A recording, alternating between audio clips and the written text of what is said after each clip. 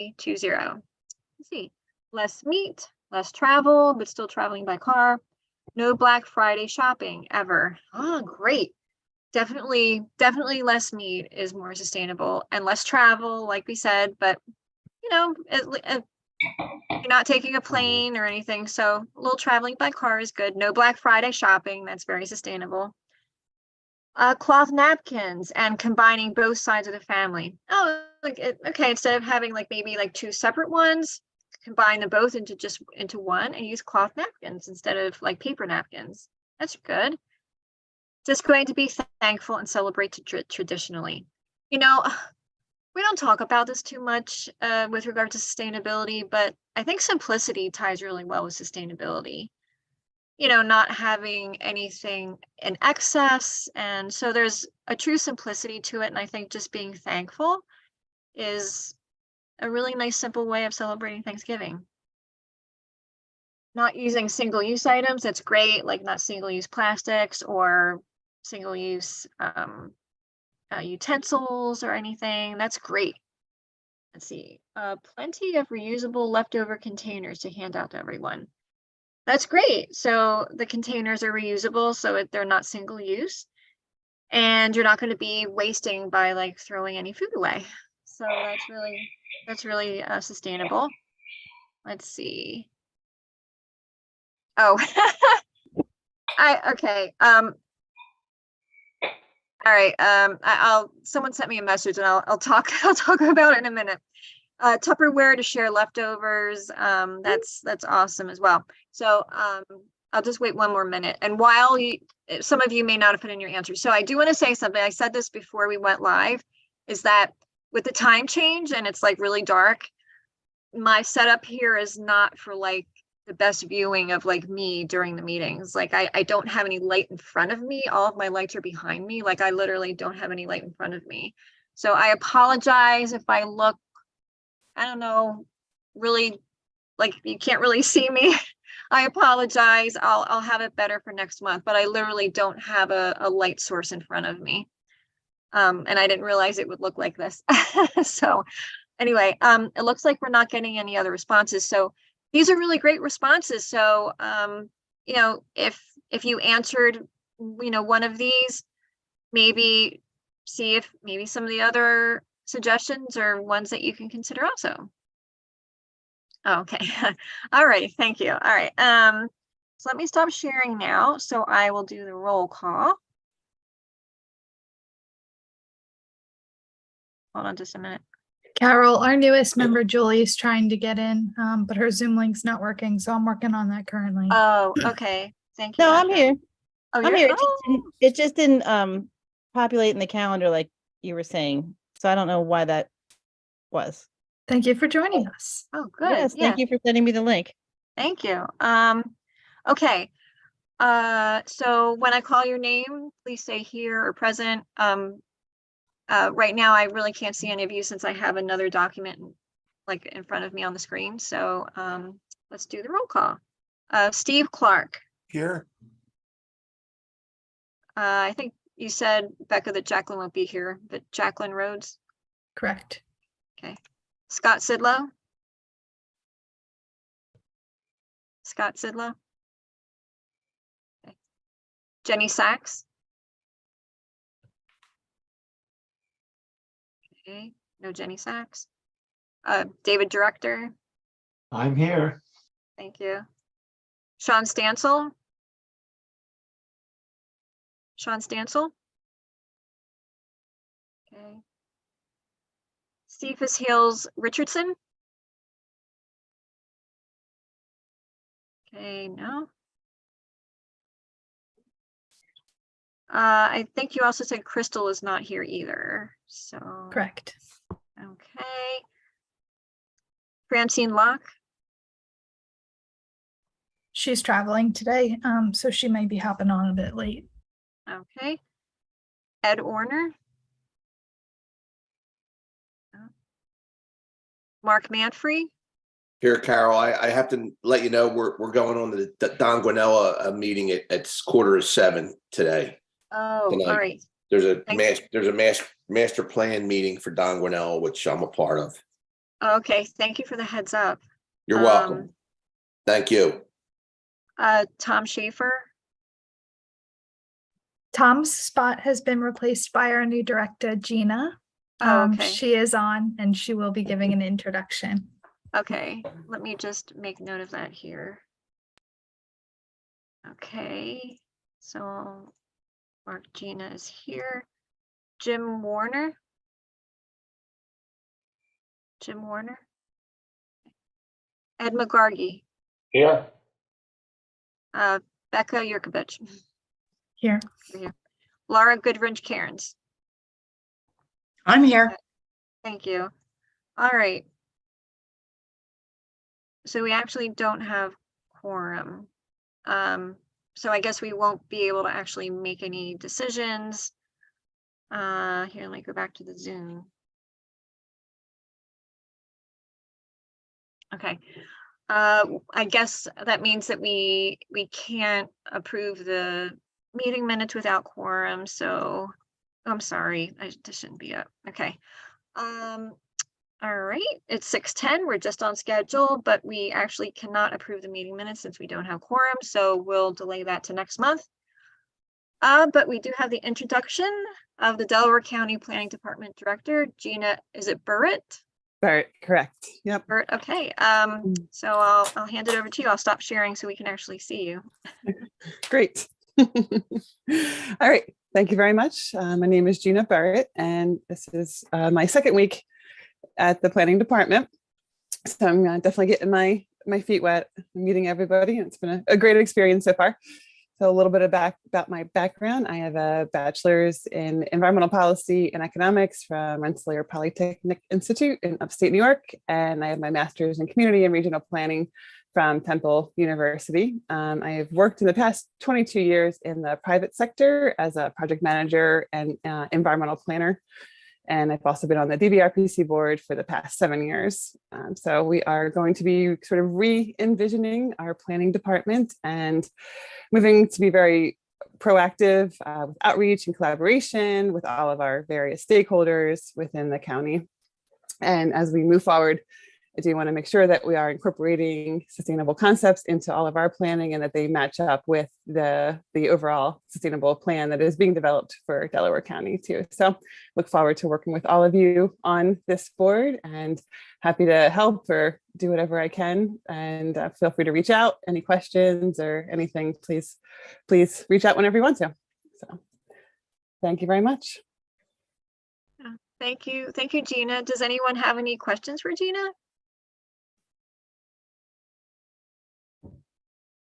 Okay. Well, welcome, Gina. Thank you. It's great to have you. Let's see, I will share my screen again to go on to the next item on the agenda. And the next item is the Chief Sustainability Officer update. Does that mean, Becca, that you would be doing it? I can. I know Fran had planned on being here today, but so we've been working on a lot of different things over the past month, and I apologize, I'm going to be looking off to the right to look at our calendar, see if I make sure I'm not missing anything. So we have been working with a group of surrounding counties month to month to not only talk about mutual sustainability topics, but we're also working or looking at a regional power purchasing agreement and what that might look like. So this would be for each of the county-owned buildings to see if we can kind of get an economy of scale in purchasing our energy. And this idea kind of came together as we recognized that we all have goals toward purchasing clean and renewable energy. So we're actively looking at our different options with that purchasing strategy now. I know we are locked in for at least one more year into a fixed rate contract. We currently have 100% renewable energy credits, which is not it's a great thing in that we're reinvesting all of our energy funding back into clean sources. But I know across all of the counties, it's the hope that in the future we can invest in more localized clean energy sources. Because RECs are typically from areas of the country that have wind power or larger scale solar. Excuse me. Some of the other things we're working on. So over the past 2 weeks, we had actually been meeting with the members of the planning department in preparation for Gina's entrance into the planning department. So we had been prepping a lot of the staff members to prepare presentations, just highlighting pretty much an elevator pitch of all of their great work, as well as prompting them to begin some visioning.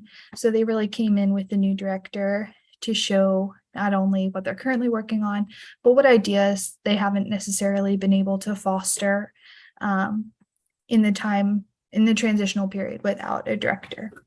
So that took quite a bit of our time. One other thing we've been working on is the logistical planning for our campaign sign recycling event, which will be held next Friday and Saturday, and then Friday and Saturday, December 2nd and 3rd at the Emergency Training Center in Sharon Hill. So all are encouraged to participate in that event. You are not required to take apart the signs and the stands. We will have staff on site disassembling, and each of the components will be recycled. So our wickets or the stands are going to international scrap, so a scrap metal facility, and then the polyethylene and corrugated plastic signs are going to a facility in Hamburg, Pennsylvania, that is able to repurpose those materials. Steve, did you have a question about the recycling event? No, I had a question about the power purchase agreement. Sure. What's the next milestone, or where are you guys in the process? What has to happen next? Sure. So a couple different things going on. So currently we use Provident Energy, who's actually spoken to our group to procure our energy. So they provided us with a new proposal, I guess maybe 2 weeks ago, about what it would look like if we kind of stayed par for the course in fixed rate contracting with kind of the trends that they're seeing. I know a large discussion was around if we're going to be able to have enough time to not make a decision, but let me rewind actually. So one of the options that we're looking at is either the fixed rate continued contracting that we have, or potentially opening a sub account with our energy company, which would allow us more flexibility in kind of watching the market and I guess changing contracts as trends and things adjust over time, which isn't necessarily possible in a fixed rate contract. So in kind of advocating for the one side, Provident Energy provided us with the presentation that I had mentioned, where they were showing us the pricing if we were to lock into a further fixed year contract for 1 year, 2 year, or 3 years, what the pricing is looking like now, because apparently it was, I believe they said it's at a low point, but they're expected as the weather continues to get colder, prices are going to go up very high. So it wouldn't be advantageous to us to sign into any fixed year contracts until the spring. So we're looking at that currently. And then if we go with a sub account, they're currently evaluating what the governance structure of that would be. We would need pretty much to either have another consultant or another company or energy managers within each county, more so watching the energy market day to day or more on a consistent basis rather than these like annual contracts. So the solicitors of each of the county are looking into what the structure for that would be, whether it would be like a trust or I forget what the other option was. So it's either looking at pricing for the fixed year or the governance structure of a sub account, basically. And I apologize, that's probably very confusing. No, that's fine. That's for the power purchase agreement you're talking about, right? Yes. Okay, I thought a different contractor was hired. Oh, so NLX is Yes. probably the company you're thinking of.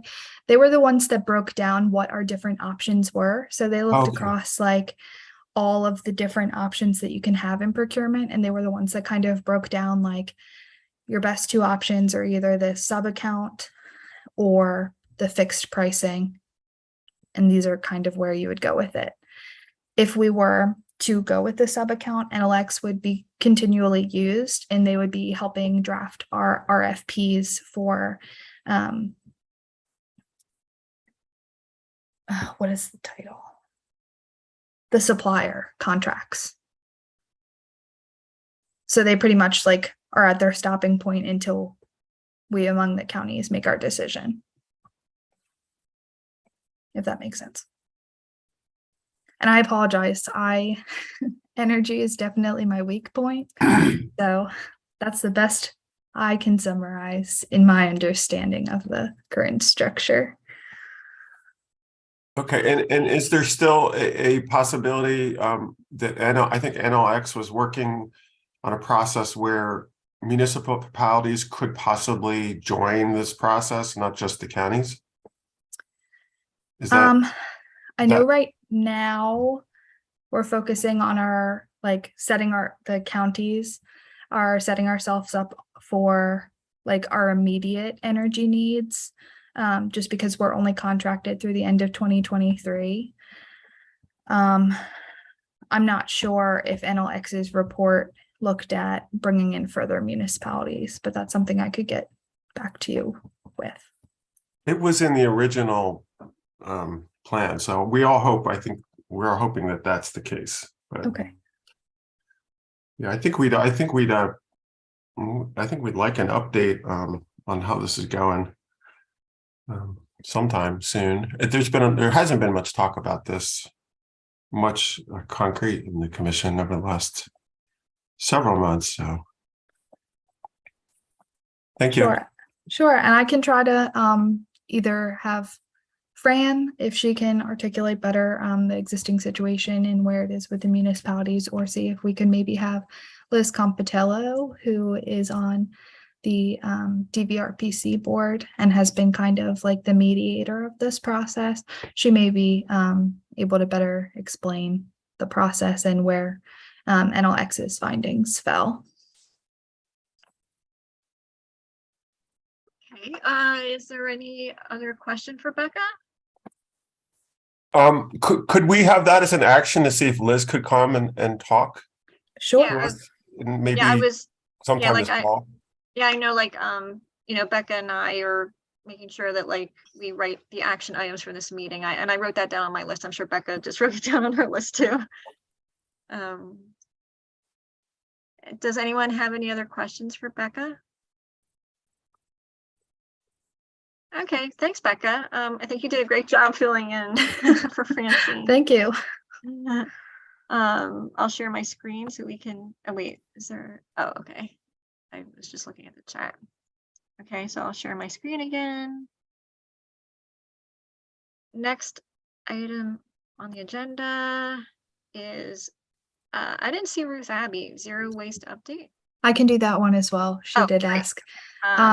So as stop most of you sharing. guys know, they have a preliminary public meeting set for December 6th. I say preliminary because the one major piece of this plan that they're waiting on has been the waste characterization study done by the Pennsylvania DEP. Up until this date, they knew that DEP had finalized the report, but they had not yet released the plan or the information yet to the public.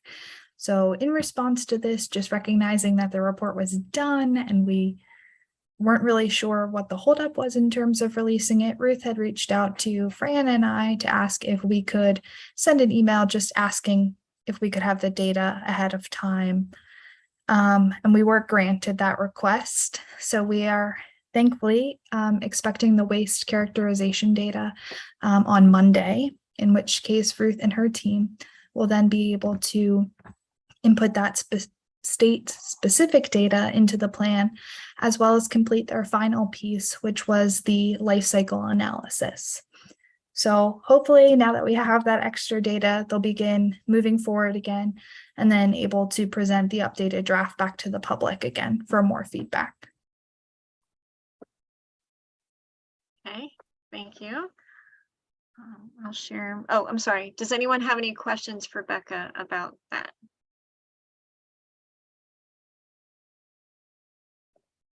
Okay, we'll move on to the agenda.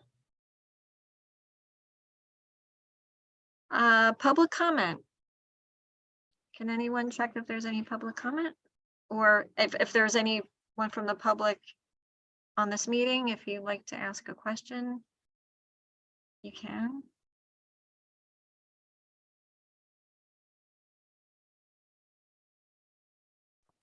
Nothing in the email. Okay. Anyone from the public want to make a comment? Those who are on this Zoom. Okay. Hearing none, we'll go on to the sustainability plan update with Becca. Hello again. So we were going to have Echo Alford on to speak specifically about our natural resources, but I don't see her. So I'm happy to give just a very broad overview. So as many of you guys know from our subcommittee meetings recently, we had put a pause on our subcommittee meetings for the month of October, just to have time to kind of reevaluate our process, see what really digest the information that we were getting out of those groups, and really consider our strategy moving forward. Additionally, in that time, I was meeting with individualized groups who didn't have representation on our board or had large-scale organizations to reach out to learn more about their existing initiatives and programs to see where the natural overlaps are between our goals that have been identified, as well as potential partnership areas. And the intent of that was to see where could we partner or advocate or elevate existing initiatives rather than trying to build a million programs from the ground up through our plan. So I'm going to go through who I met with this week, and if there are any groups in particular that you would like more information on what we talked about, I'm happy to share. So first, we started off with the Delaware County Public Works Department to learn what projects were already in their work program over the next couple of years to see where we could make specific sustainability choices. Next, I met with the George W. Hill Correctional Facility to learn about their existing waste practices. Third was the Delaware County Department of Human Services to see what they do, what's their scope, and how we could impact them with sustainable initiatives. We also met with the Department of Services for the Aging to talk about their existing heat plan. We also met with Delaware County Emergency Services and the Office of Workforce Development. We also met with Melissa Muroff, who you'll hear more from today, about the District Attorney's Office of Environmental Crimes. We also met with Provident Energy to discuss nuclear in Delaware County, how it relates if we have nuclear, which we don't, because some of those questions had come up in a subcommittee. We talked to the Delaware County Community Action Agency, which actually has 8 homeless shelters in our county.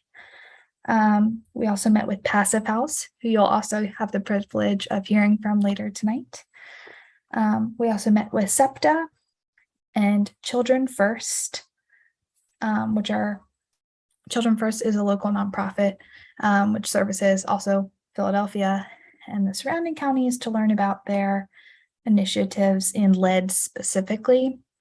And I know there were a couple other groups that I'm forgetting, but we got a lot of great feedback out of that.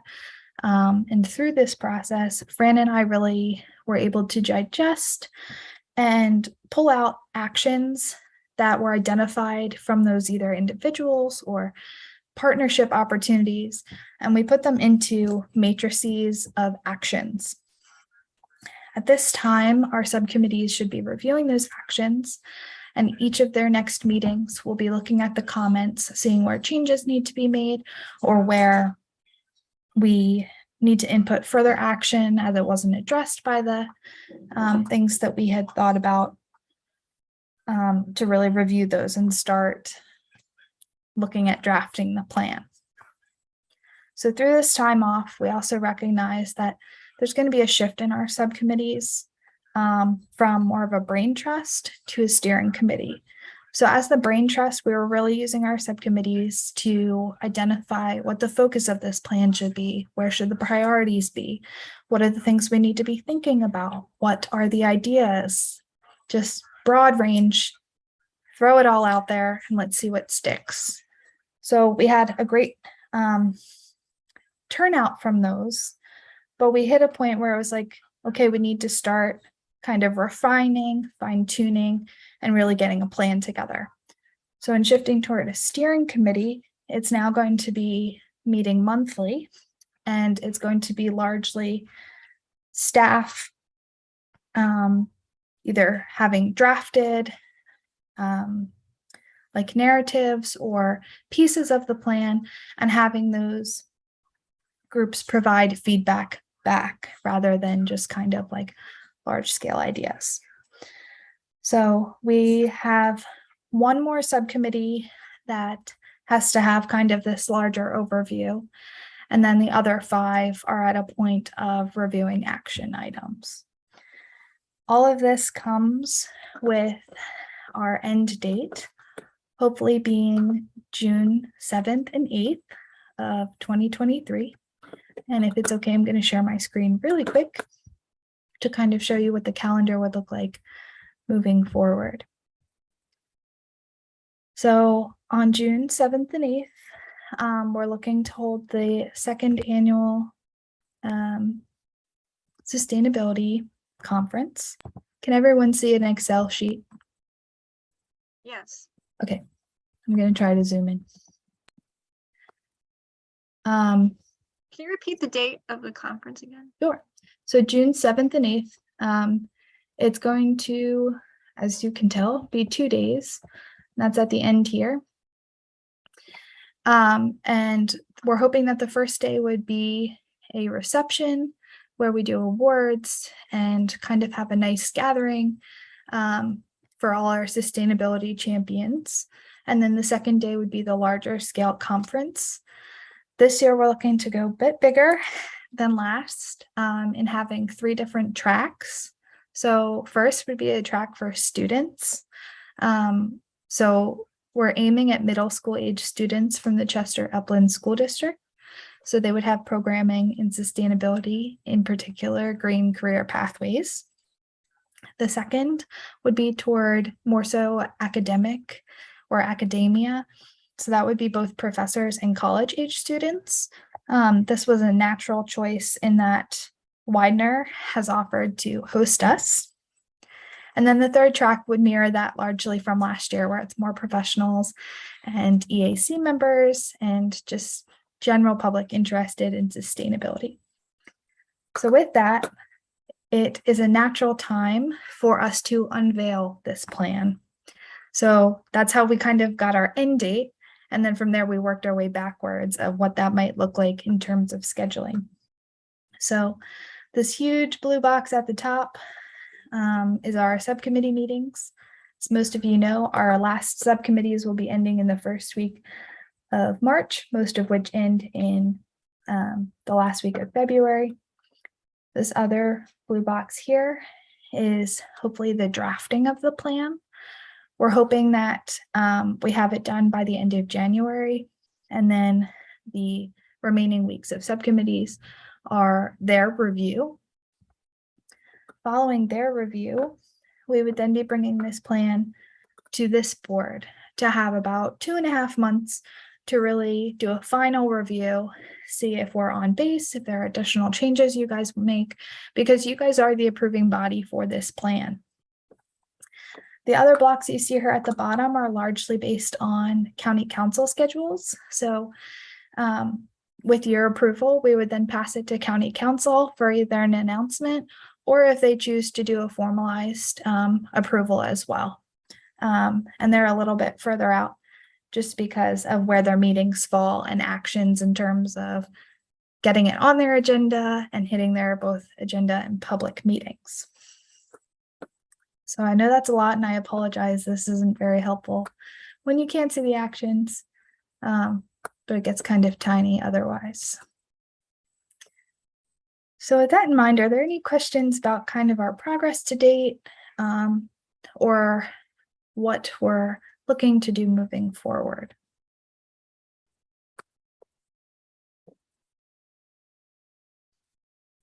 I have a question, Becca. Sure. The energy subcommittee has not met.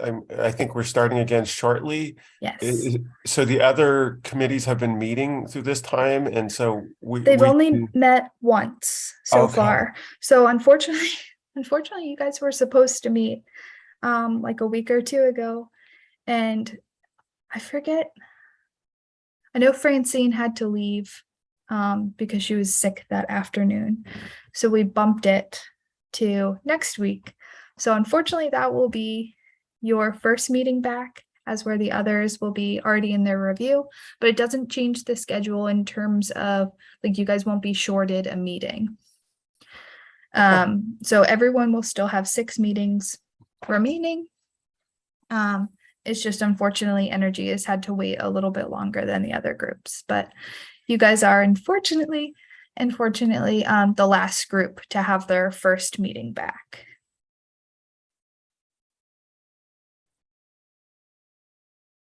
Are there any other questions?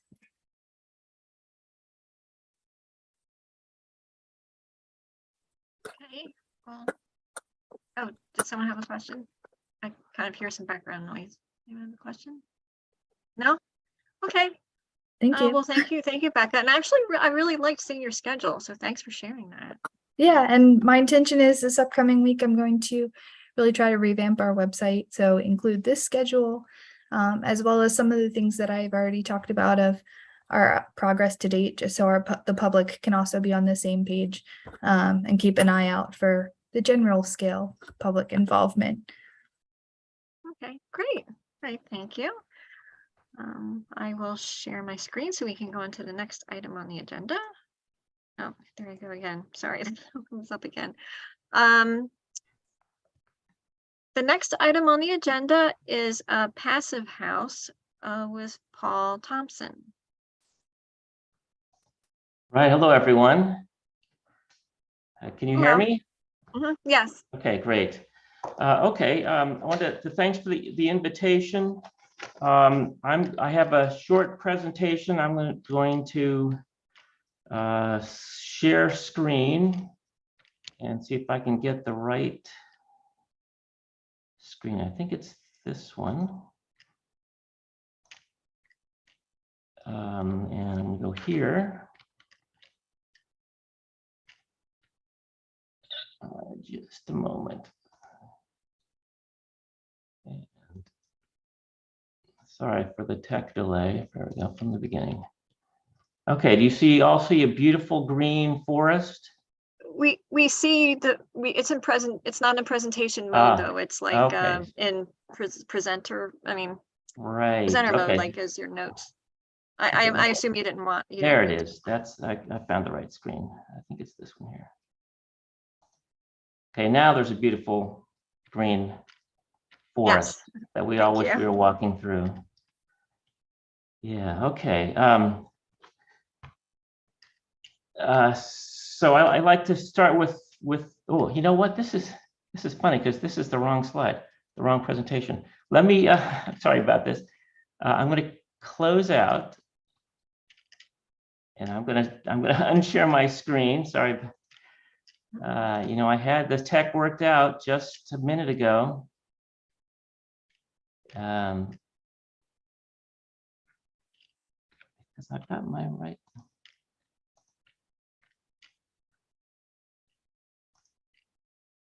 Okay, this is a little embarrassing. Problem. Okay, I'm gonna go do this. Okay, now I can share screen. Where are you?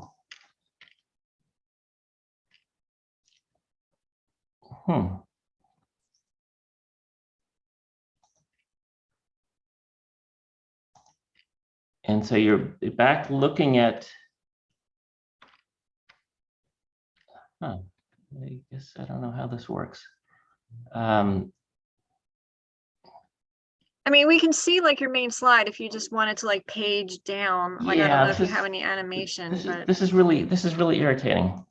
I'm sorry. Again, that is not the right presentation, but I can see the right presentation when I look at it on my screen. Oh boy.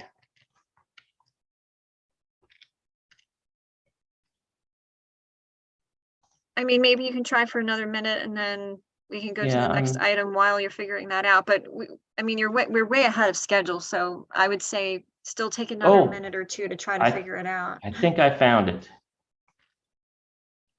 Now let me try this.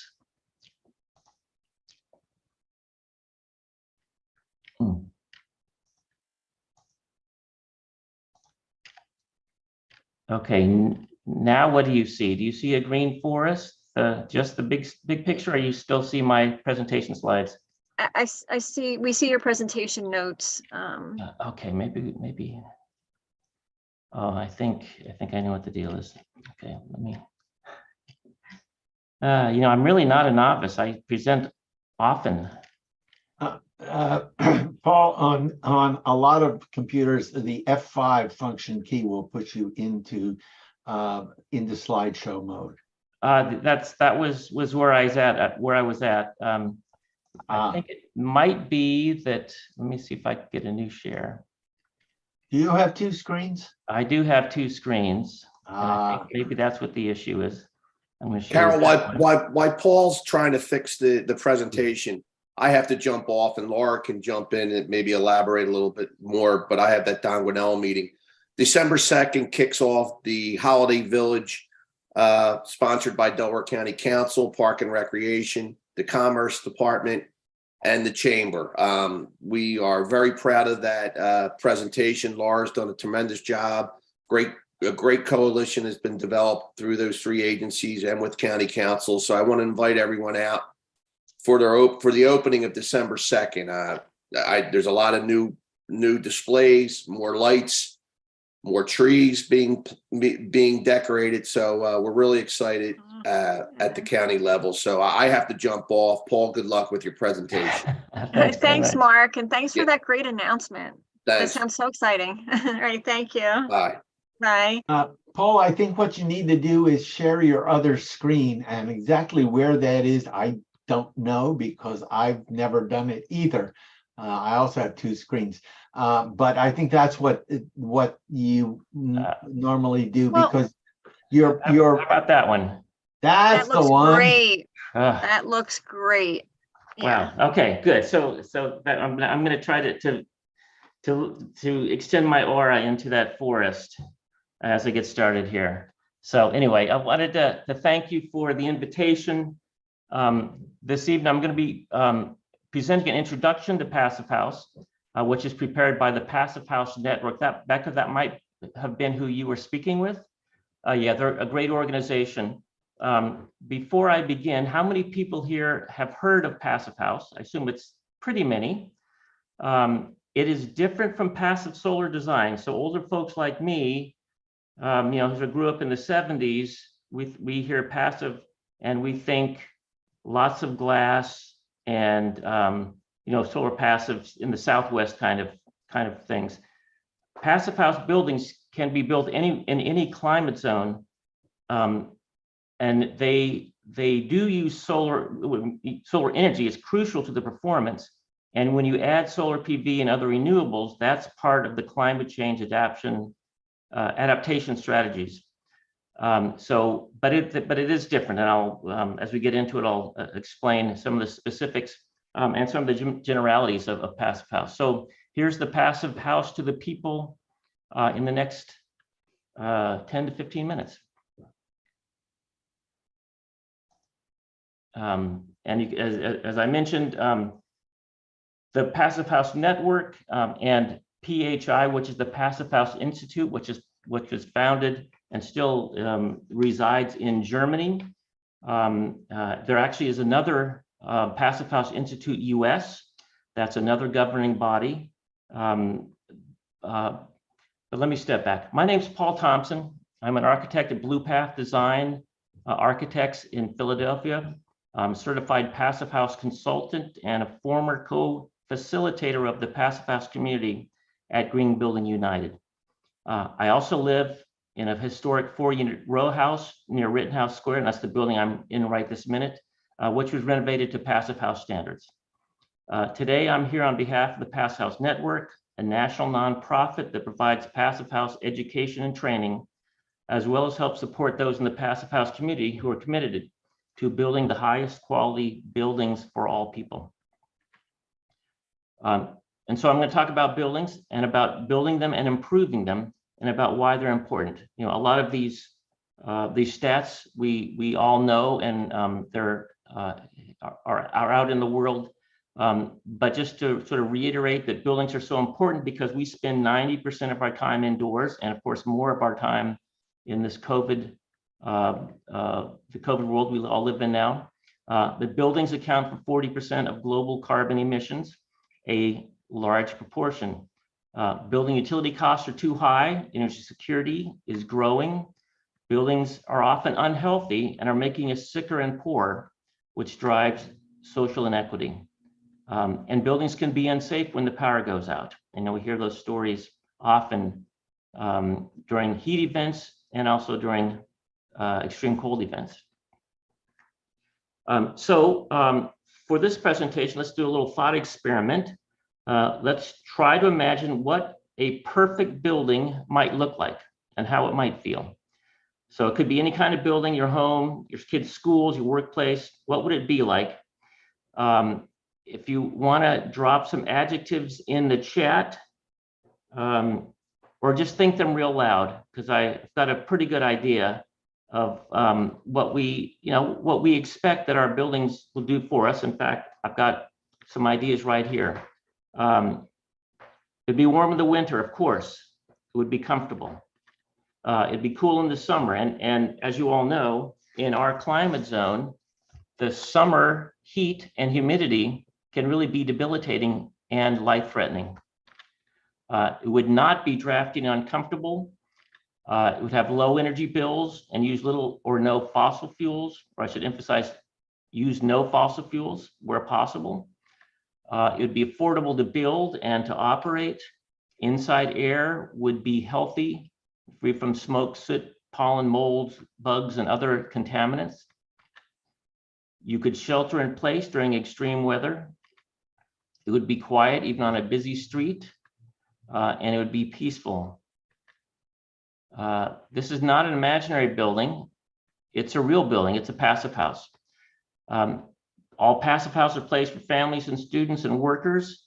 And the great news is that we are building passive houses around the world. This picture here is the first passive house that was built in Darmstadt, Germany in 1991. You can see it's a multifamily. It's, it's clearly not, or probably not an American building, but it was, like, as I mentioned, the Passive House International was and is still based in Germany. And one of the two fellows that started Passive House International is an engineer, and his name is Dr. Feist. And this was the first building that he applied those principles to. And we'll talk about the principles right now. Passive House is the world's most rigorous energy efficient building standard. The standard drives qualities, and the qualities we just talked about. You probably all have heard of LEED. Well, Passive House way outperforms LEED. Passive House focuses on energy use embodied, that is utilization energy, which means low energy bills and low energy use for the operations. It doesn't necessarily look at the embodied carbon, but as we're finding, as we are becoming better and better at using less and less energy in buildings, the carbon of the materials that are used to build those buildings becomes more and more important. So that's really an increasing focus on professionals and builders and others in the passive house world, is not only because we've sort of solved the energy use problem. We know how to make buildings that use very little energy, but how do we make buildings that don't use very much energy in the building materials? You know, that's sort of the next thing that we're working on. It can be used in new construction and renovations. Can be historic and traditional, as well as modern styles. Can be single family homes and office towers, buildings and apartments. Can be in any climate zone, from the Arctic to hot and humid in the tropics.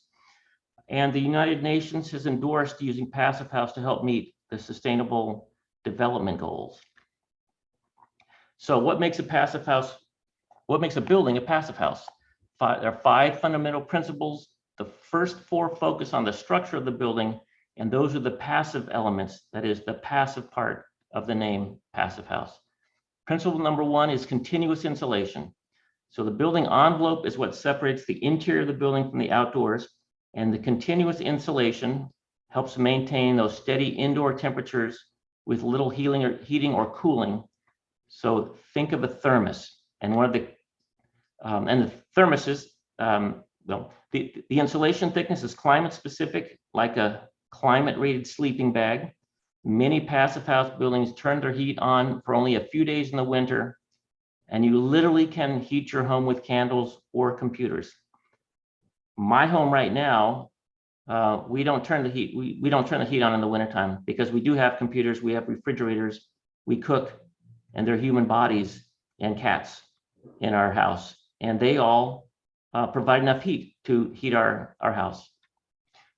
Principle number 2, and this is a very important one, is airtight enclosure.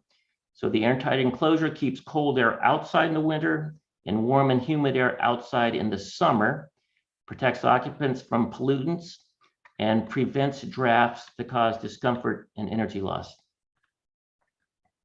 So airtightness optimizes the performance of the building's insulation. You could think of it like a Gore-Tex windbreaker over a fleece sweater, or to extend that thermos metaphor, right? Your thermos both insulates and it doesn't let any of the liquid out, right? So the air tightness keeps the conditioned air inside the building and prevents the non-conditioned air from the outside of the building from coming in. Principle number 3 is thermal bridge-free construction. So it's a slightly jargony kind of term, but typical buildings have breaks in the insulation at construction joints, and those are called thermal bridges. Like many balconies, window frames, or where walls, roofs, and floors come together, large amounts of heat can escape through those breaks. They cause drafts, condensation, and other moisture damage, as well as increase the heating and cooling need. And it's really that moisture damage that is crucial. It's a crucial building science issue that needs to be addressed. So in a passive house, we ensure that the continuous insulation is unbroken. This is technically called thermal bridge-free construction, and so it eliminates those issues. And you can see this photo. This is a thermal image, or infrared image, and you might guess that on the right is a passive house. Right, the blues, the cooler colors are cooler temperatures, and on the left you can see that that whole green wall is emitting energy, and particularly at the windows where it's yellow and red, that's where energy is coming out of that thermal envelope. Principle number 4 is high performance windows and doors with solar protection. Windows and doors are typically huge holes in the enclosure that are a weak point in the performance. So in a passive house, there are key elements that keep the building airtight and comfortable. In our climate zone, particularly, passive house windows and doors are triple glazed and can be optimized to benefit from solar gains in winter while minimizing heat gains in the summer. And often that is true, is accomplished by using solar shading. So, right, we want to take advantage of that free solar energy in the wintertime, and we want to keep that out in the summertime to reduce our air conditioning needs. And so high performance windows and doors not only manage the energy, but they also are much more comfortable. And if you have ever stood in front of a triple pane window versus a single pane or double pane, you know, it's a significantly more comfortable surface. And the fifth principle is fresh air ventilation with the efficient heat recovery. And of course, you can open windows in a passive house in beautiful weather. But most of the time, you're not going to have your windows open.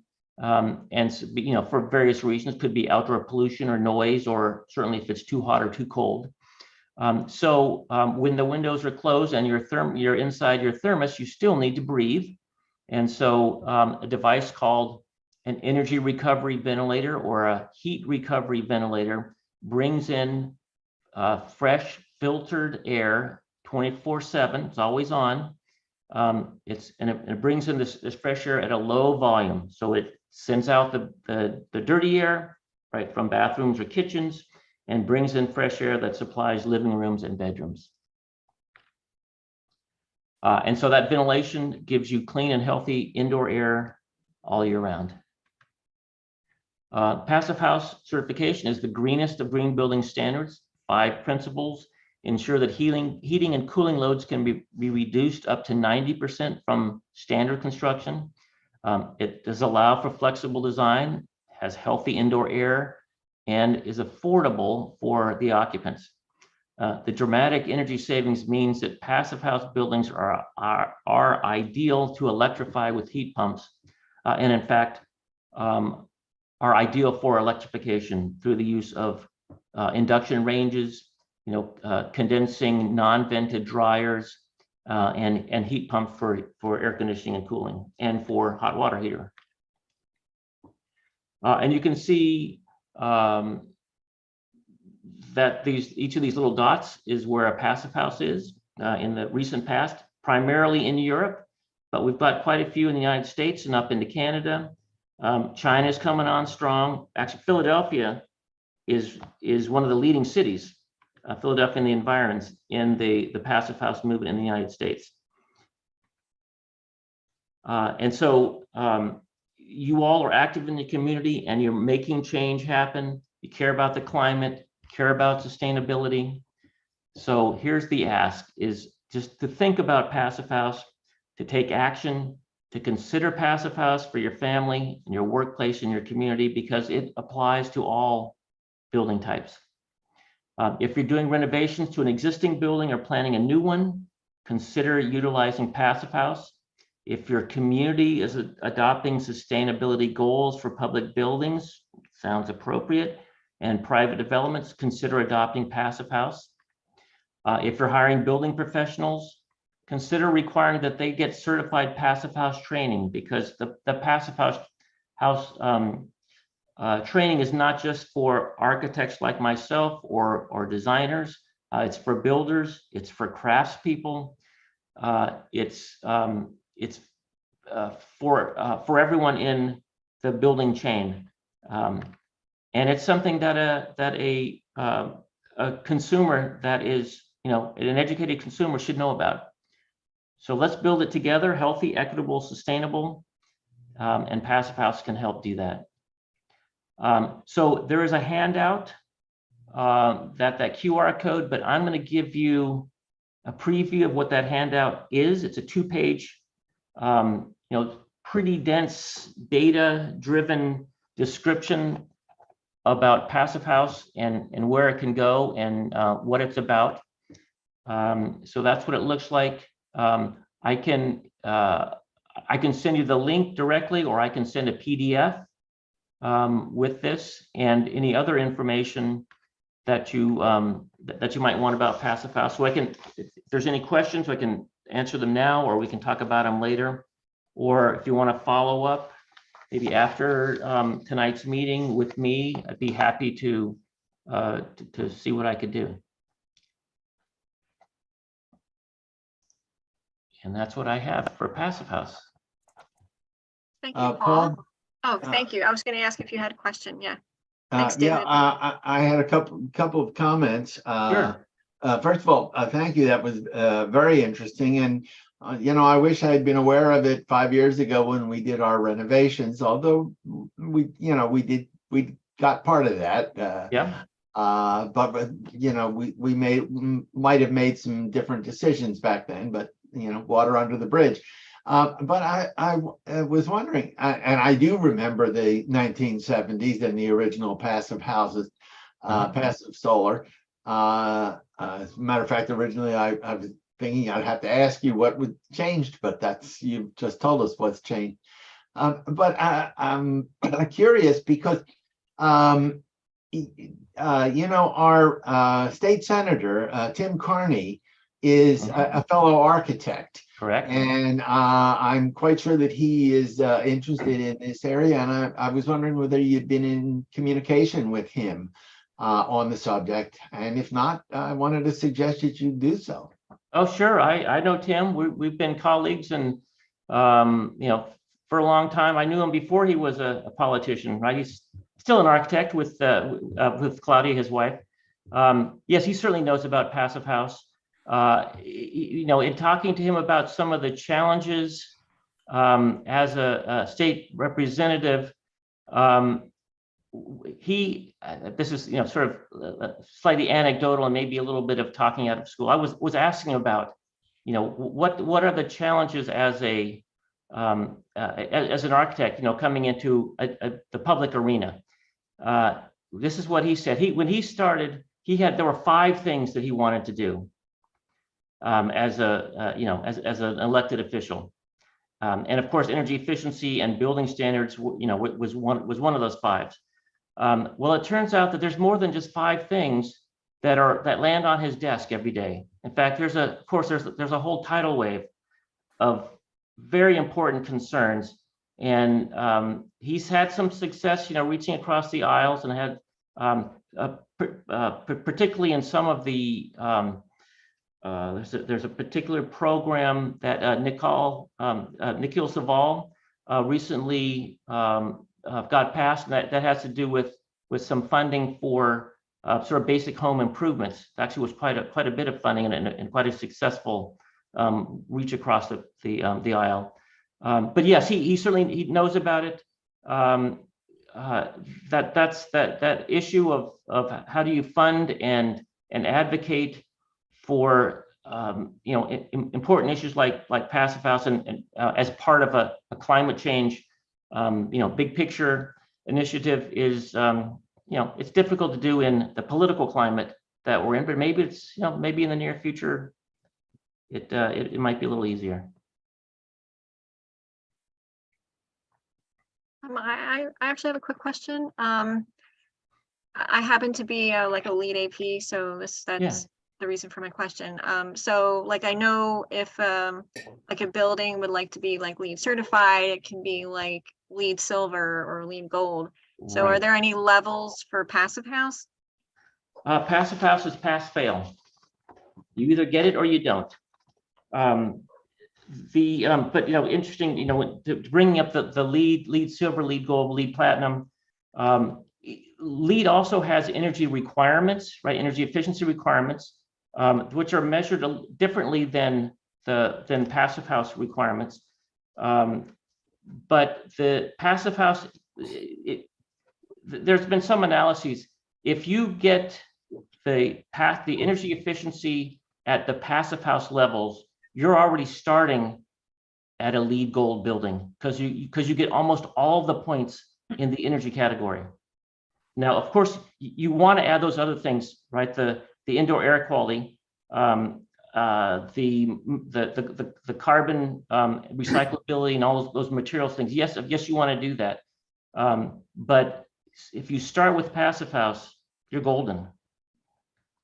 Thank you. Steve, do you have a question? Yeah. Are there any kind of standards for Passive House at what outdoor temperature you need heat in the inside? Like, can they go down to 5 degrees? there are design criteria, well, I should say the design criteria for passive house, is related to your climate zone. Yeah. We happen to live in, we're in climate zone 4A, which is a difficult climate zone because we have both hot, humid summers and we have, used to be more, but we still have cold winters, cold and dry, and sometimes cold and wet winters. And so that makes the understanding how the walls, the building envelope works more complicated. Sure. But of course, it could be done. I mentioned New York. Philadelphia is sort of a rising center, and New York City is one of the centers on the East Coast, and they have pretty much the same climate zone that we do. But passive houses, they're not designed for a particular temperature. Okay. But there are there are design temperatures that they try to hit. Recognize that sometimes there are extremes that happen. Okay. Yeah. Let me ask a different way. So supplemental heat or some heat source is required for passive house, right? Oh yes, we use. And does it have to be electric, or could you have a fossil fuel heater and still call it a passive house? You could. There's no prohibition against natural gas or other materials, because there are some passive houses which are off the grid, and so they use propane or oil, and there's no requirement. I think that's one of the reasons why. And also there are wood pellet. There are passive houses in cold climate. They use wood pellet stoves, which I personally think is an awesome idea of just having a truck dump, a big load of stuff, and that's 3 years worth of heat. I think that's a cool idea. Just a comment on all this. These super efficient designs like passive house and high LEED certifications, you can still use fossil fuel in those cases. It doesn't imply that it's good for the climate to have a super efficient house. It's usually better than normal, but efficiency and decarbonization are not necessarily the same thing. So no, there are not. So ideally, if you have a right, passive house is a conservative approach. You want to reduce the amount of energy that it takes to heat and cool and live in your house. When you do that and you add renewable energy, you can have a smaller renewable energy source because you're reducing the requirements. Passive house as a climate adaptation or sort of mitigation tool is heading, like most organizations and approaches, to electrification, because the grid has the potential of becoming cleaner, and renewable energy can connect to it. So while there is no requirement in the certification against fossil fuels, it's encouraged where it's possible. Thank you for that. Laura, I see you have your hand up. Yeah, so just really quickly, Paul, I'm sort of more familiar with commercial construction in terms of what a LEED certified building costs in excess of just straightforward building, but not on the home front. Can you sort of explain what the cost differential for a home to be a passive house, either in reconstruction or brand new construction, is versus what a traditional build would be? Of course, I'm going to say it depends to start, but there have been that's always a question that we get, and for like a multi-family house, I'm going to get to single families in just a second, but for multi-family, like affordable housing, the types of projects that the Pennsylvania PHFA, blanking on what that acronym stands for, but for publicly funded houses, passive house is has been used and has had a, well, after you've done the second or third of the project, people are finding that there's essentially no difference in cost. The first one is, could be 5 to 10% additional cost. Now, that doesn't include the energy savings that get applied to the life of the building. But that's just the sort of upfront cost, and also includes the certification cost. For a single family residence, it's, again, the first time you do it, it's probably in the same range. But when I say it depends, if you had a chef quality kitchen, that could more than pay for the additional cost that the energy savings from Passive House would add to the project. So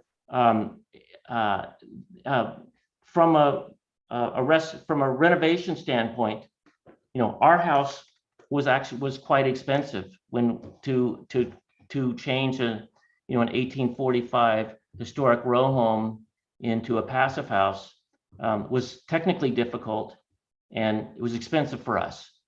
And I wouldn't, it was probably 15 to 20% more than a standard construction. Again, it's sort of hard to calculate because we are renovating a building, which is an apartment, and but it usually costs more. Like I said, usually costs more the first time you do it, but after the second or third time, and you've learned some tricks, and you've learned to appreciate the synergies. By more insulation means you can have a smaller something else, right? The mechanical systems are smaller and less expensive, but you're also adding an ERV, right? The energy recovery ventilator, which is the lungs of the building, right? Brings in fresh air. It exchanges the air that you've heated and cooled at the interior, but retains 70 to 80% of that energy that you've already invested in the interior air. Great, Okay, thank you. Thank you, Paul. Any other questions before we move on in our agenda? Okay, thank you, Paul. My Thanks for your pleasure. great presentation. Thank you. I'll share my screen so we can go on to the next item on the agenda. And that is case studies and a systems approach to change with Melissa Muroff. Hello, everyone. And that is such a boring title, but oops. The reason that it's called that is this is a presentation. Oh, wait, you don't see my screen yet. On? All right.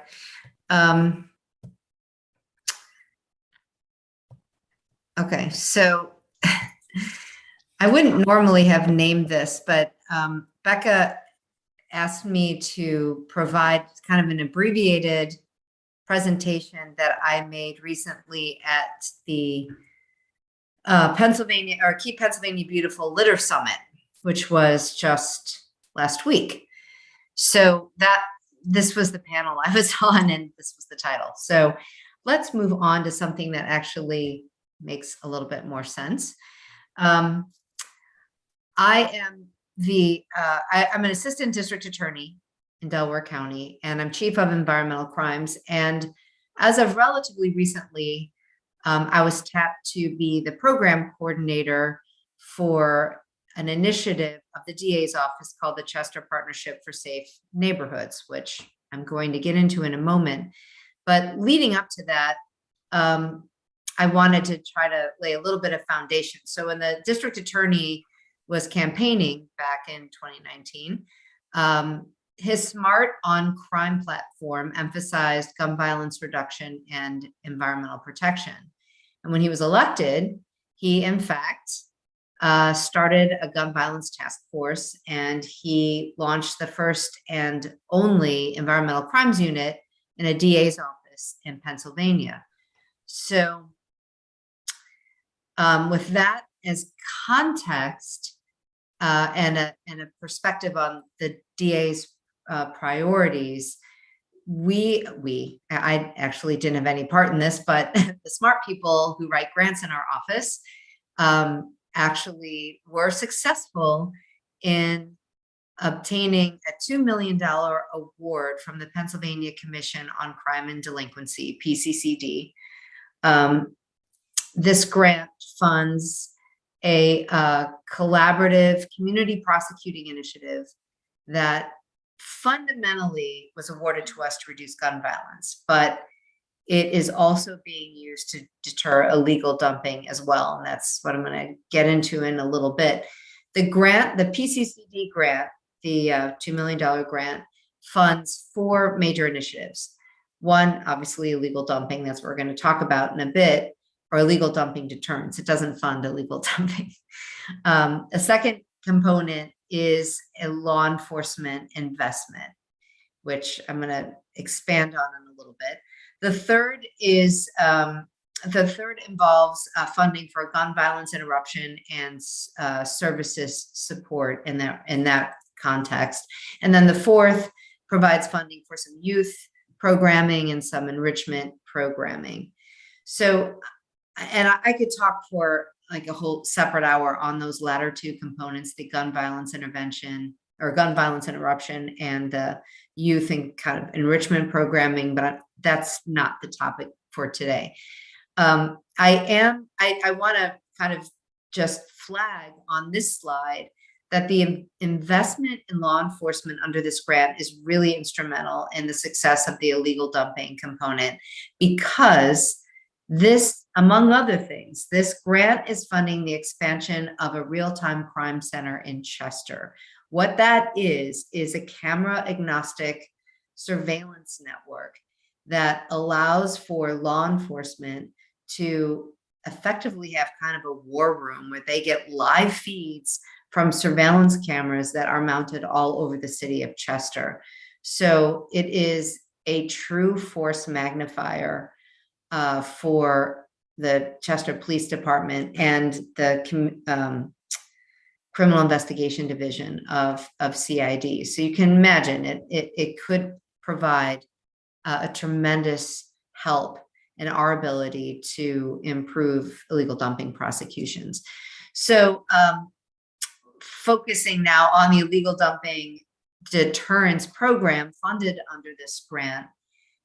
In the original grant application, I'm not going to read through this slide. You can kind of get a sense, you can kind of read that on your own to get a sense of the current situation, but our application to PCCD emphasized the correlation between neighborhood blight and violent crime, as evidenced by the research on the Pennsylvania Horticultural Society Land Care Program.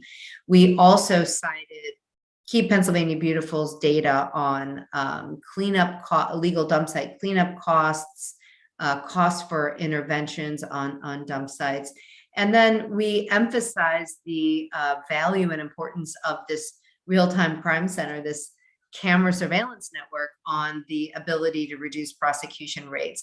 So that was basically our pitch to try to convince PCCD to allow us to spend some of this gun violence reduction money on dealing with illegal dump sites. And they obviously found that persuasive. So the purpose of the illegal dumping deterrence program specifically involves cleaning and greening illegal dump sites, incorporating soft interventions where feasible, like lighting, signage, and so on. Obviously reducing or improving our prosecution rates leveraging the camera network. And I think I had one other in here. No, that's pretty much the heart and soul of it. So how did we kick this illegal dump site deterrence program off? The very first thing I did, even before we got the grant award, I did this when we were pretty sure we were going to get the grant award, but we didn't even have it yet. I asked the head of Department of Public Works in Chester if I could go on like a dump site tour with him. So I hopped in his truck and we toured the city. We photographed, characterized each illegal dump site that we saw. and then I uploaded that data, whatever data we could collect, the location obviously, but other attributes of the dump site. I uploaded all of that on a really low tech Google map. And then right after we got the award, the mayor of Chester and the Delaware County District Attorney both pretty much right off the bat concluded that we would be well served to convene an illegal dumping working group. So that working group was formed pretty early on, and you could see the participants of that group, and they are fantastic. They are absolutely fantastic. And their goal, our goal, I should say, because I'm part of that, our goal is to identify the persistent dump sites in Chester and develop a methodology for prioritizing their cleanups. They provide guidance for us on implementation of these soft interventions and recommendations for different programs that could reduce illegal dumping. And then this group is super helpful in validating our cost estimates and providing guidance on procurement. So this is the prioritization or the series or the priorities that the illegal dumping working group identified to help us sort out which of these illegal dump sites we were going to target first for cleanups. The ones in bold, the priorities in bold are really the top priorities of the illegal dumping working group. So I'll mention, just as an aside, obviously sites that are visible on these cameras that are tied to this network where we could watch the feeds in real time, those were the highest priorities. But in reality, what happens is the location of surveillance cameras are most typically correlated where there's the highest risk of violent crime. And that's exactly not where illegal dumping occurs. So unfortunately, that we realized right off the bat was going to pose a little bit of a problem. But in any case, recognizing the importance of this real-time crime center as an asset, as a major camera asset, the next step that we undertook, or that mostly I undertook, was to catalog where all the surveillance cameras were. Where were they physically located that were, ultimately going to be integrated into this real-time crime center, and then cross-reference those camera locations with the violent crime or gun violence hotspots and with the illegal dumping hotspots. And that's where it became evident that the illegal dumping hotspots and the violent crime hotspots were kind of not in the same areas. But in any case, we use that data to actually cite cameras that the Department of Public Works has. There are only 4 of them that they have right now, but they have 4 cameras that they could dedicate to illegal dumping hotspots.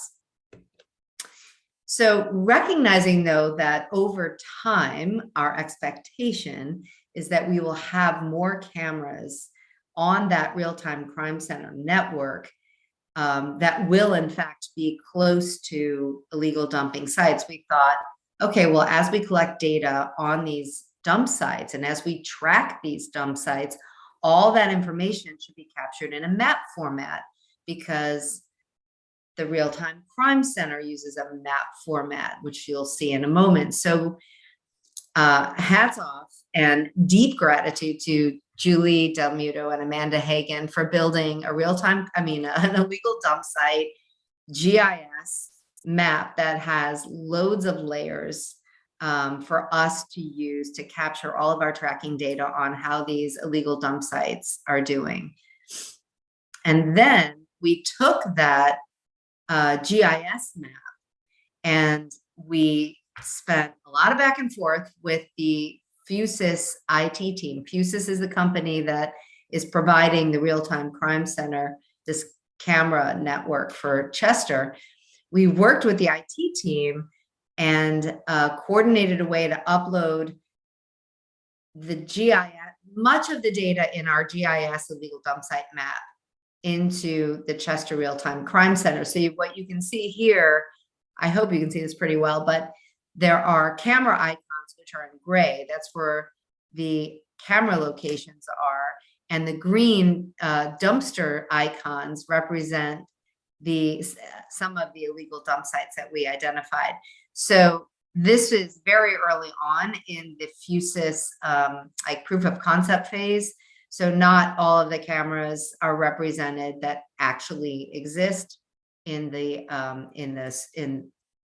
crime center, and this is nowhere near all of the illegal dump sites as well. But that just this map information alone is incredibly helpful. So now that's pretty much where we are at this point, and I'm going to speak a little bit to the prosecution, where we are in illegal dumping prosecution. So about I don't know, well, not even that. It was probably around 2 weeks after the DPW cameras, the public works cameras, were mounted, which those were the only 4 cameras that really had eyes on illegal dump sites. Within, I don't know, a week or two, we had footage of what appeared to be at least 5 episodes of illegal dumping, which isn't to say that we had enough evidence from those particular cameras in order to build a prima facie case and have a successful prosecution, but it was a great start. And over time, we have now been able to capture data from those cameras and then cross-reference it with footage from other cameras on the real-time crime center, and are now in the process of investigating an episode. So I think, and we still haven't built out the real-time crime center or haven't incorporated as many cameras as we ultimately hope to. So that is really promising. The other important component of this program is that in addition to the work that the DA's office is doing to try to identify and crack down on illegal dumping, it's as important that we're coordinating with with enforcement in the city of Chester.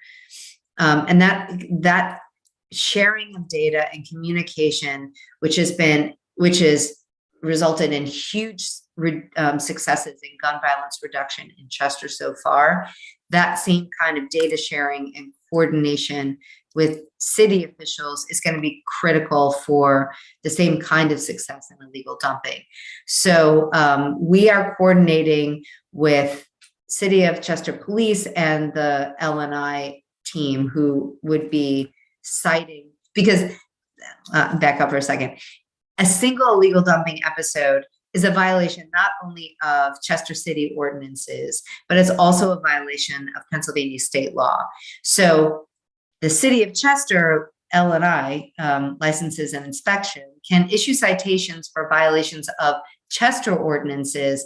In the meantime, the DA's office, which enforces state law, we can issue charges for violations of state law, which is what you see there. So a single episode can actually result in a lot of charges for an individual. So we're hoping that helps to further deter illegal dumping. So aside from like hard enforcement, law enforcement to prevent illegal dumping or to prosecute illegal dumping, we also recognize that there are some soft interventions that can be really powerful in deterring illegal dumping. And and this is what we're still exploring. And we've got funding in the grant to actually support some of this work. But it might be as straightforward as adding more lighting or some fencing or signage to launching new programs that provide incentives for landlords to properly dispose of apartment clean out waste. Publicly shaming illegal dumpers, like having that in the Delco Times or in the DA's website. So there are a number of programs that we're exploring that are really soft interventions that actually could have huge impacts. So with that, this is my last slide. I kind of wanted to summarize where we see the opportunities, and that is this grant opportunity, this funding is huge, that we were able to reserve some money that was devoted to gun violence reduction and reserve that for illegal dumping and make that connection that and make that connection that both crime and dumping, it's all interrelated in terms of quality of life. And secondly, that we have this amazing opportunity where you have a relatively small city, this pretty powerful camera network, and the coordination and communication of city and county officials. It's such a awesome opportunity. We really want to make sure we can take advantage of that. Among the challenges is what I mentioned before. The cameras currently, the cameras that we have currently are not, most of them are not really close enough to illegal dump sites to be helpful. So we need to work on that. The most efficient way for us to work is to focus on rights of way, publicly owned sites, because otherwise in gaining access to privately owned sites would take quite a while. So as it turns out, though, most of the dump sites, most of these persistent illegal dump sites are in the public right of way. So that's fortunate, but we are kind of limited where we can function. And then being understaffed. I don't have as much money in the grant as I would like to have somebody helping me on the illegal dumping component. And likewise, you've been following the news in Chester, from the police department to public works. I mean, the folks in Chester could use more hands on deck as well. So, but we have a lot of advantages and wind at our back on this project. So we're really looking forward to successes as the months go on. So that's all I have, and I'm happy to take questions if anybody has it or has them. I have one question, Melissa. Who do you think is doing this dumping? Is it businesses? Is it people? In Chester, industrial stuff? Yeah, no, that's a great question. In Chester, our best assessments are that the majority of illegal dumping is being caused by apartment cleanouts, Widener's right there. So it's in part university students who are leaving their apartment, and those apartments turn over pretty regularly, but just generally apartment cleanouts, and C&D waste, construction and demolition waste, from probably smaller contractors, maybe contractors that aren't registered. They're doing smaller demolitions, renovations, kind of flying under the radar. So rather than dispose of the waste legally, it's pretty fast to find a vacant lot somewhere with some broken windows maybe, and lots of overgrowth, and just dump. And the other thing that happens, so those are our kind of two key targets, but the other thing that happens is that folks will call, regular folks, residents, will call DPW to schedule a pickup for a bulky item like a mattress or something like that. And then they leave that out front as they're supposed to. And then that within, I don't know, it could be a couple of hours, attracts pallets, busted TVs, all bags of trash. And so kind of it just immediately becomes an illegal dump site. And for some folks, they're like, well, clearly this is going to get picked up, so I'll just try to do my part and localize my trash in this one location where clearly DPW is going to come and pick up. But what would have taken DPW, I don't know, 20 minutes to grab the mattress or whatever, now can take them a half a day to clean up. And they just don't have enough staff to continue to clean up dump sites like that. So that I know happens a fair bit. Does someone else have a question? Yeah, I was curious because you said about you said about the Pennsylvania Horticultural Society, Mhm. there's research that says that this helps improve, helps decrease violence. And Yeah. so I would be curious. I don't know if you can drop that link in the chat. I didn't. I can't off the top of my head, but after this, I will go pull. I can pull like the best. I have a couple of.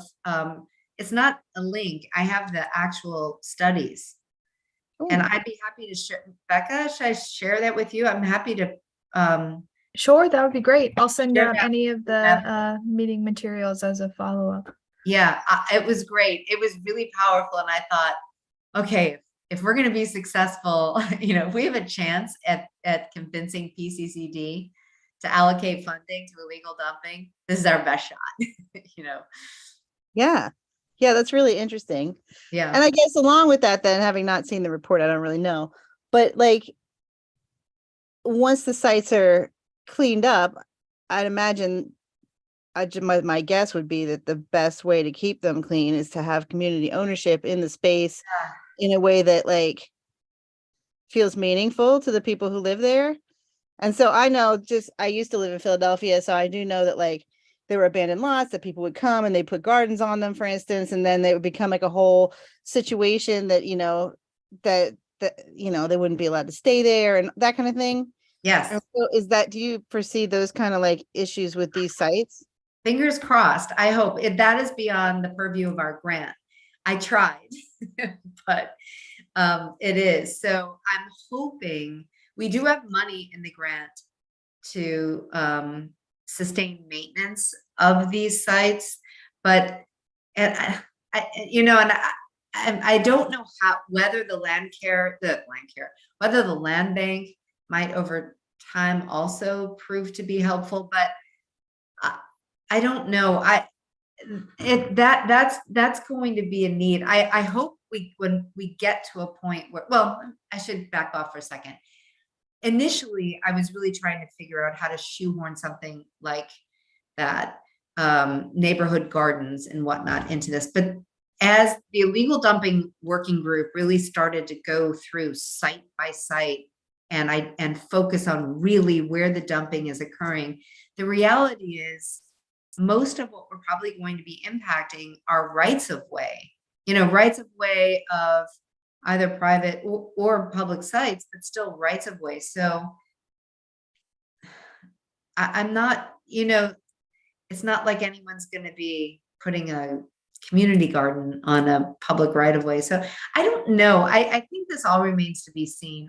I hope so, because there's certainly enough parcels in Chester that could really be turned into beneficial use, public green space, nature parks, or like nature play spaces, community gardens. I mean, that was like the vision in my head. Yeah, but I'm not sure how to get there. Well, I mean, even if I'm understanding what a right of way is, that could even be beautified though to look like a useful space and not just something that people have to constantly keep going back and trying to remove trash from, right? Right. And it's often like the easement on the other side of the side, on the street side of the sidewalk, it's like that sort of thing, or into the street itself. Mm-hmm. So yeah, it can to some extent. I mean, I think we can use like signage and some fencing, or maybe incorporate lighting, walkways, there can be interventions like that might help deter dumping in those places for sure. Thank you. Sure.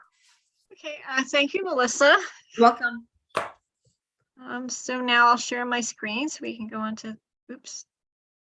Oh, I just stopped sharing. Oh, okay. Sorry. All right. I'll start sharing my screen, go into the next. I'm sorry, darn. Okay. The next item on the agenda is to review action items from the last meeting. So let me find those here. Action items from the last meeting are, okay, to have our new planning director get introduced, and that happened today. So that's off the list. Share political sign recycling information. So Becca did that earlier. So that's off the list. And share meeting information. What does the JPM stand Oh, is that for? PJM? It doesn't say PJM, but should it be PJM? Yeah, so I forgot to share about that. So Fran and I went to Washington, D.C. on October 26th for the PJM CCC. For those who don't know, PJM is the company that like produces our energy, and then they sell the energy to companies like PECO to then distribute it to customers. So we meet monthly with the PJM CCC, which stands for PJM, I think it's Clean Cities and Communities. So it's cities and communities from Chicago to Newark, New Jersey, to Alexandria in the South. And we pretty much meet to talk about and advocate for reinvestment into clean energies, into clean infrastructure, as PJM is reinvesting energy back into the grid. So in Washington, D.C., we met for the first time in person, which was very exciting to see people that we see on Zoom monthly, to finally meet in person. And we had a really neat opportunity to actually go to FERC, which is the Federal Energy Regulatory Commission, which is like a really big deal. And our commission was able to present to their newly formed Office of Public Participation to share that, like, pretty much, hey, we're here, we exist, and we want to be able to work with you to educate on a federal level as well for clean energy. So it was a really exciting opportunity, and just really neat to also learn from these other folks at the table. Most of them are exclusively like energy managers for their city. So it was really interesting coming from our perspective, where we're more holistic in sustainability. So just being able to sit and learn was a really impactful experience.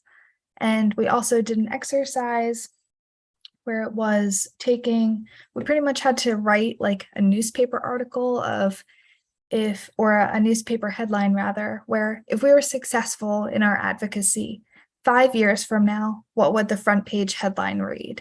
And that was just like really exciting to see kind of the vision moving forward.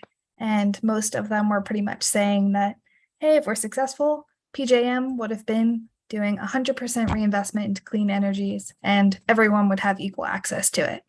So it was just really exciting. Happy to share it, and hopefully more good things will come as we're back in virtual formats as well. Becca, did they talk about all the offshore wind that's getting built and how that's going to affect, and the timelines for that's going to happen over the next several years? Was that ever talked about? Not specifically. We weren't talking as much project based. Okay. This time. A lot of the time could be huge for our grid as that stuff gets built out. Sure. Well, I will say, just to clarify, this group isn't like sponsored by PJM. It was started by actually the cities to try to get a seat at the table in PJM. So like one of the big discussion pieces was apparently to get a voting seat at the table for PJM, you have to pay a really substantial membership fee. So it was pretty much, that was one of the topics of like seeing if we fit into any of their existing categories, and would it make sense for someone from our group to maybe pay for that seat, to then like everyone can pay into it. And then we have an active vote at the PJM table. So it was very, interesting. But just to clarify, this was created by the cities, not necessarily by PJM. So that's one of the things, if we're actively always trying to have communication and make sure we're getting a seat at the table in front of PJM, if that makes more sense.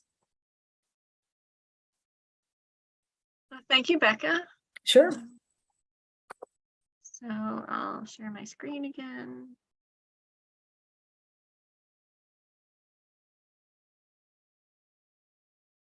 Now we are up to new business. So I'd like to ask anyone if they have any new business that they'd like to bring up today. Any of the members of the commission.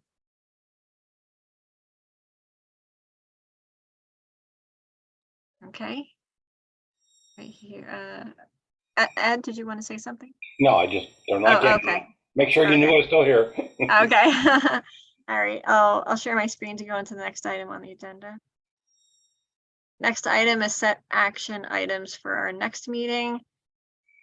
And the only one that I have on my list is the power purchase agreement updates, and have maybe perhaps Liz Compatello like speak at our next meeting. Were there any other ones, Becca? The only other items I had was to make sure to send around the studies Melissa cited in terms of illegal dumping, as well as the brochure that Paul had brought up about passive house. Do we have any contacts with the people? I think we do. Some people at DEP. The reason about is the IRA incentives for electrification next year are going to be rolled out at the state level, I believe, presumably by the DEP. It would be really, really cool to see what their plans are, or anything about rolling out, or how IRA would roll out in Pennsylvania. Just So a maybe- thought. I don't know if anybody, I think we've had DEP people speak here before. Yeah, so I guess if we could find out if someone could speak at our next meeting, or at Or an upcoming meeting sometime. It doesn't. Yeah, because that is going to be huge for climate and electrification. But it could take a year for them to implement it and get incentives flowing and stuff. But I think that could be of great interest.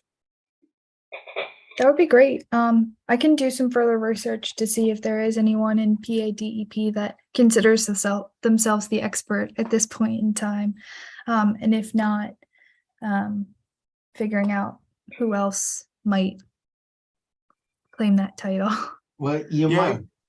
you might call Mary Gay Scanlon's office and find out if, since this is a federal program, maybe somebody in her office is studying it. She may be able to refer us to an expert who could That's a answer great some idea. of these questions. That's a great idea. Thank you. And Paul, thank you for the link that you just sent. Sure. Yeah, that's to that brochure. I'm Yep. also going to link the two passive house, if I have 30 seconds before you close up, to the two passive house organizations if you want more information. Okay, thank you. Next item on the agenda is a public comment. Is there any public comment on our email? And for anyone here from the public on the Zoom, if you have a comment, please share it. None in our email at this time. Okay. Is there anyone from the public who'd like to make a comment at this time who's on this Zoom? Okay. Next item is actually adjourning. And since we don't have quorum, I'm not going to ask someone to make a motion, et cetera, et cetera. So, well, I thought we had a great meeting today. We get about, I don't know, 15 minutes left since we're ending early. So with that, did you want to say anything, Becca, before we closed? Just have a great Thanksgiving, everybody. I can't believe we're already at this point in the year. We look forward to true. seeing you in December. Yeah, happy Thanksgiving. See you next month. Bye. I know. Bye all. Thanks for that. See you all.